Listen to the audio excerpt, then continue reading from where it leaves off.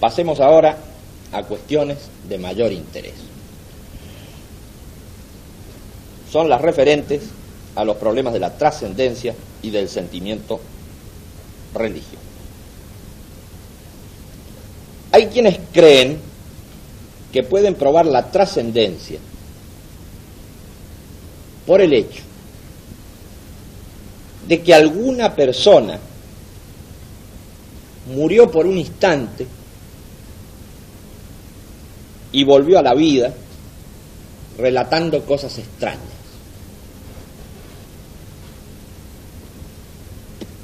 Eso no prueba más que al cesar las funciones vitales o al retomarse las funciones vitales, se producen desajustes y ajustes no muy diferentes a los cambios de nivel de conciencia, o, en algunos casos, semejantes a los que operan en algunas circunstancias transferenciales cuando ocurren los fenómenos de la luz.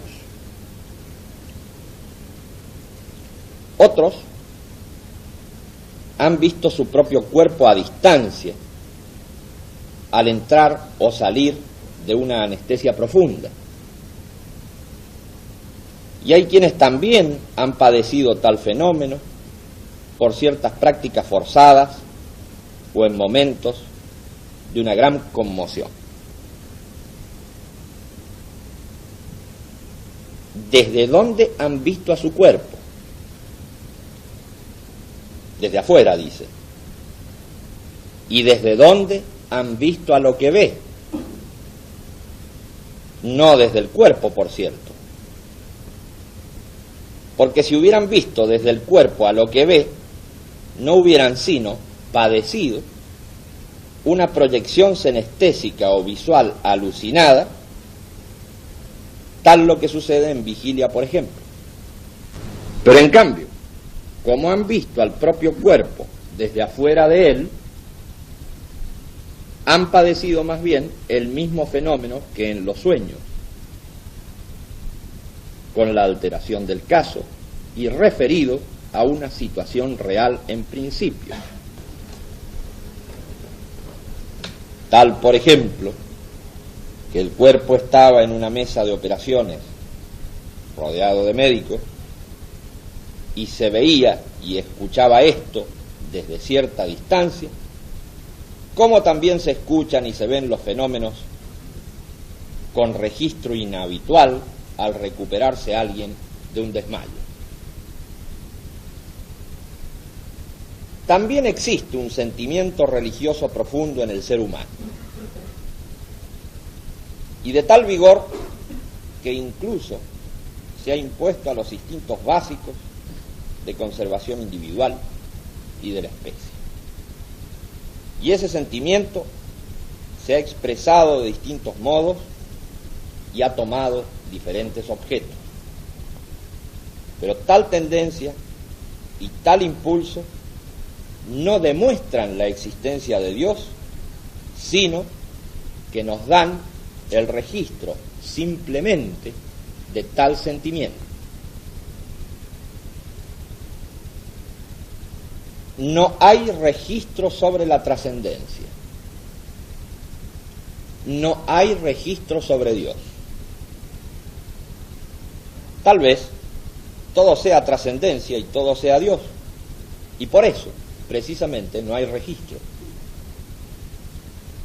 Por eso, si alguien nos dice que hay trascendencia y Dios, le diremos que eso está bien. Si alguien nos dice que no hay trascendencia ni Dios, le diremos que eso está bien. En ambos casos diremos que está bien, no por vía de la prueba, sino de la creencia. Tal es el estado de la cuestión y la actitud abierta de la mente. Y si observamos a la mente misma, ¿en dónde está ella?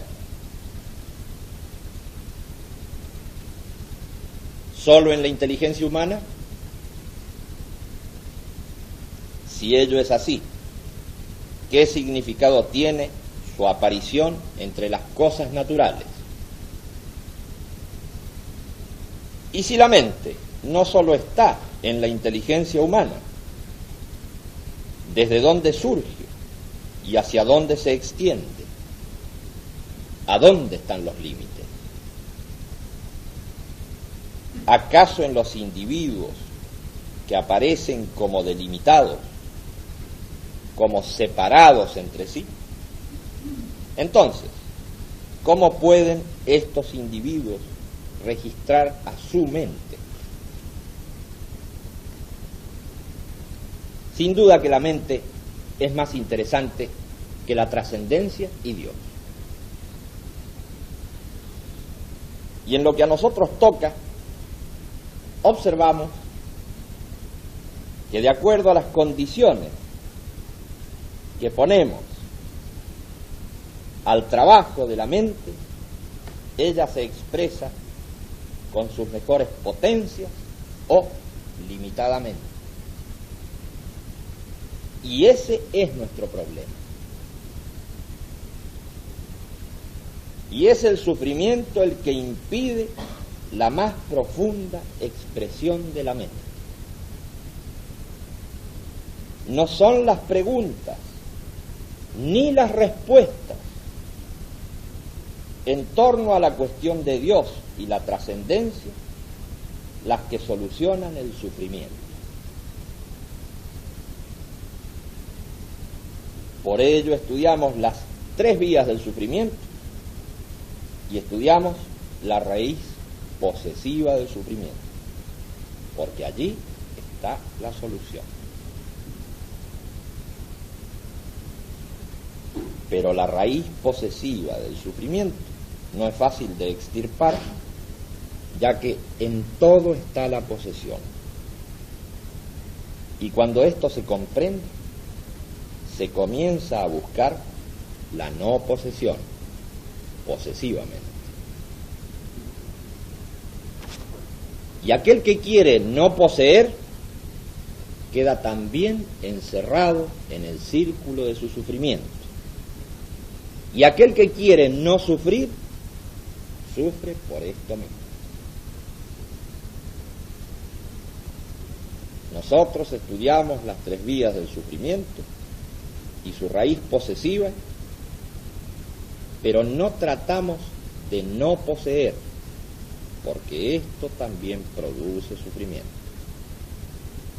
Tratamos de comprender y de generar una nueva actitud. Esa nueva actitud se va generando por registros internos, no por valoraciones objetales externas. Por consiguiente, referidos a registros internos que van dando lugar a una nueva actitud, no nos preocupamos de ser posesivos ni de dejar lo posesivo en nosotros, porque eso vendrá luego que se genere una nueva actitud o simultáneamente a ella. Nosotros estudiamos las 3 vías del sufrimiento y su raíz posesiva, pero no tratamos de no poseer, porque esto produce sufrimiento. Tratamos de comprender y de generar una nueva actitud en base a registros de unidad o contradicción interna, y no en base a registros de posesión o no posesión.